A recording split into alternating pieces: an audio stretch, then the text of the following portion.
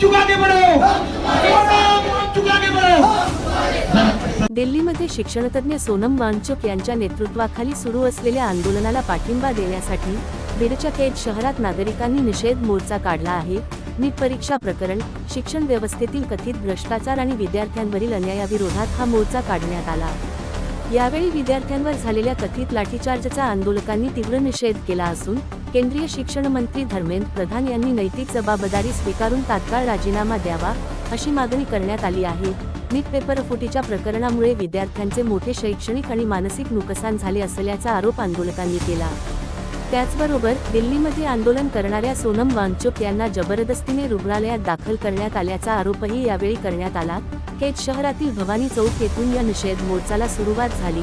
तहसील कार्यालयापर्यंत काढण्यात आलेल्या या मोर्चामध्ये इन्कलाब जिंदाबाद, विद्यार्थ्यांना न्याय मिळालाच पाहिजे आणि भ्रष्ट शिक्षण व्यवस्था हद्दपार करा अशा घोषणांनी परिसर दणाणून गेला। मोर्चा तहसील कार्यालयावर पोहोचल्यानंतर नायब तहसीलदार अशोक भांडारे यांना आंदोलकांच्या वतीने विविध मागण्यांचे निवेदन सादर करण्यात आले।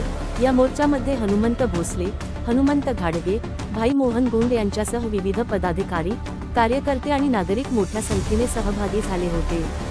दरम्यान विद्यार्थ्यांच्या प्रश्नांवर केंद्र सरकारने तातडीने लक्ष द्यावे आणि विद्यार्थ्यांना न्याय मिळवून द्यावा अशी मागणी आंदोलकांनी केली आहे।